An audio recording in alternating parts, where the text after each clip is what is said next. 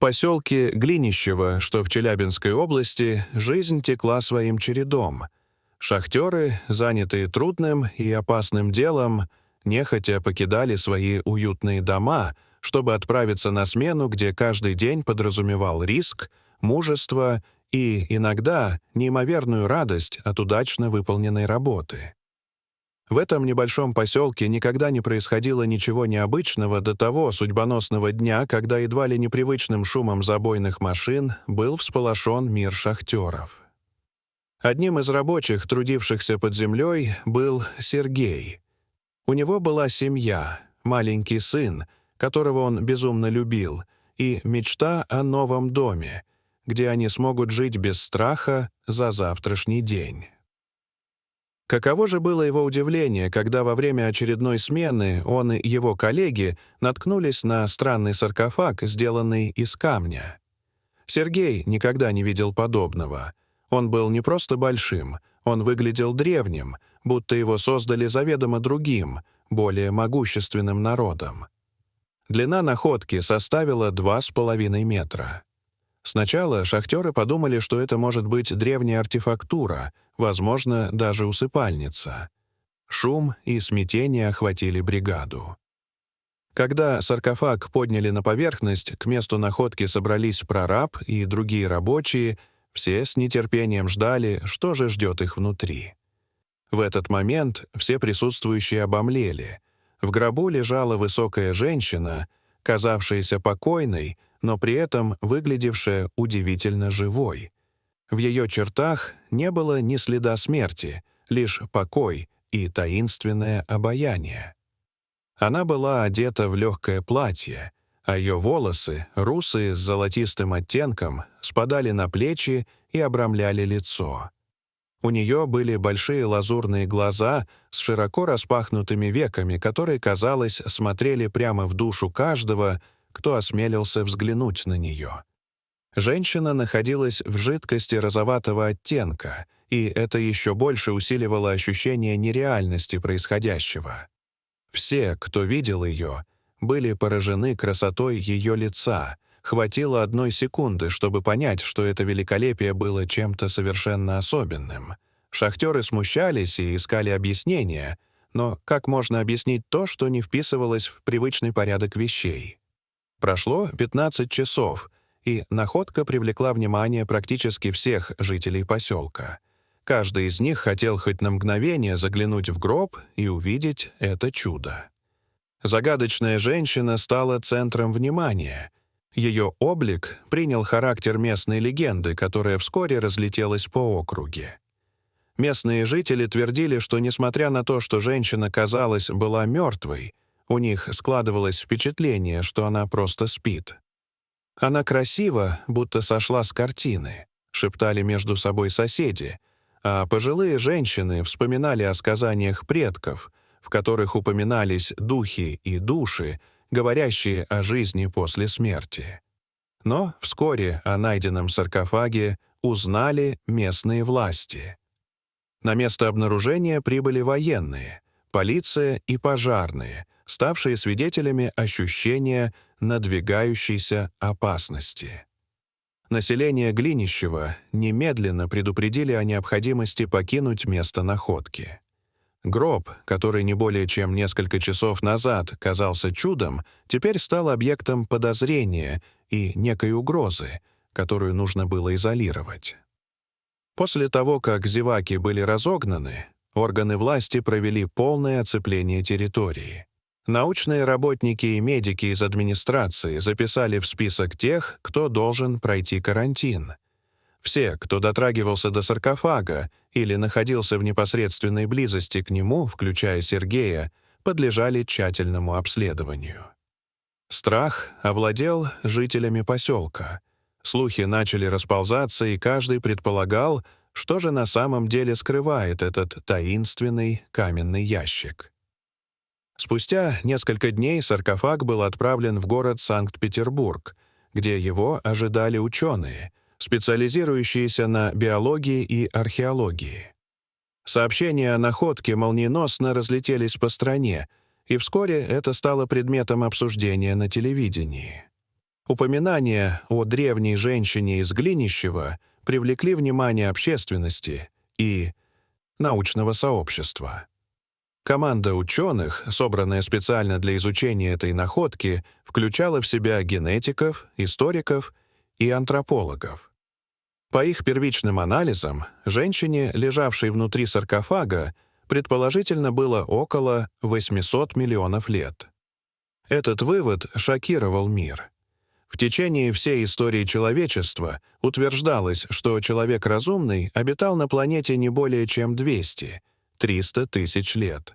Полученные данные шли вразрез с известными теориями происхождения человека. ДНК-анализ показал, что она принадлежит к славянской группе, что вообще не стыковалось с хронологией.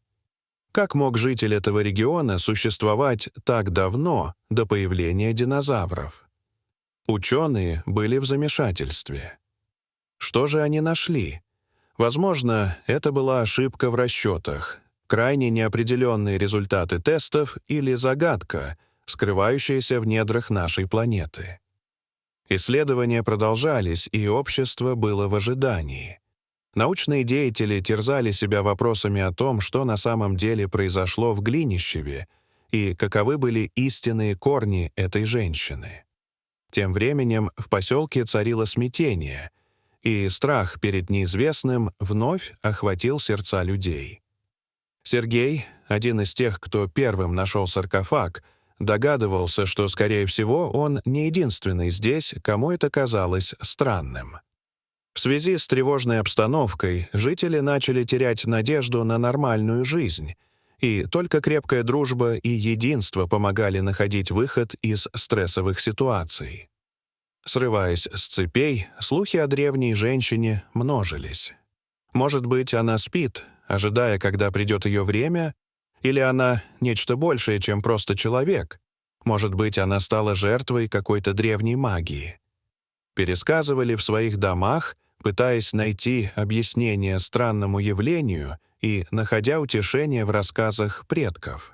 Как только кто-то начинал рассказывать о таинственном происшествии, восхищение и страх в сочетании с другими эмоциями возбуждали интерес. Но при этом все чувствовали и страх гнева незримого существа, которое, как им казалось, глядело на них из темноты времени. Ученые в Петербурге работали, не покладая рук. В их лабораториях проводились сложные эксперименты и тесты, чтобы выяснить, возможно ли объяснить огромную временную пропасть между предположительным возрастом женщины и историей Земли. Они были единственными, кто занимался более глубокими исследованиями. Их консилиум обсуждал все. От генетической природы, находки, до возможных социальных последствий, которые может повлечь раскрытие истинной истории этой древней женщины. Тесты показывали, что, судя по всему, у нее не было никаких заболеваний, которые могли бы объяснить странное состояние ее тела. Вокруг противоречивых данных исследователи выражали беспокойство о том, что последствия для науки могут оказаться невообразимо большими. Научное сообщество волновали вопросы о том, что они могли бы узнать, основываясь на этом открытии, потому что находка угрожала устоявшимся теоретическим основам их профессии. Между тем, в Глинищеве жизнь продолжала течь в привычном ритме. Но в селах и городах начали распространяться слухи, сравнявшие историю Глинищева с легендарными произведениями искусства и культуры. Женщина из Глинищева вызывала интерес не только у ученых, но и у обычных любителей приключений, которые начали стекаться к месту находки, ожидая, что это принесет им богатство или известность.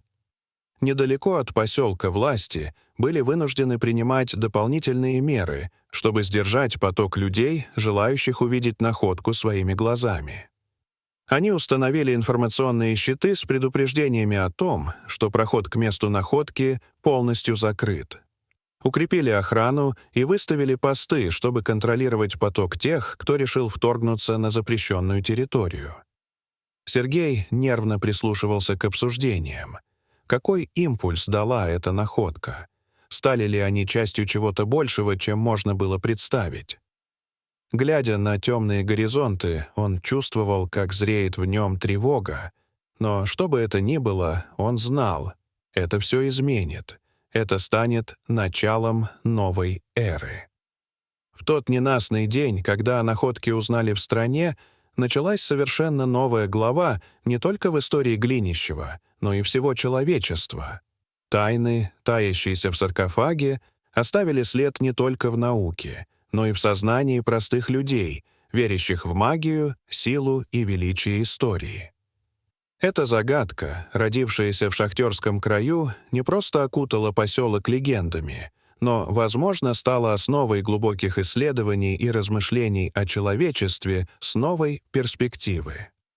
Как бы там ни было, пока ученые мучились вопросами и теоретизировали о том, что нашли в Глинищеве, жизнь продолжала течь, меняясь, трансформируясь и наполняясь новыми значениями, как это происходит каждый раз, когда человечество сталкивается с чем-то, что вырывается за пределы времени и пространства.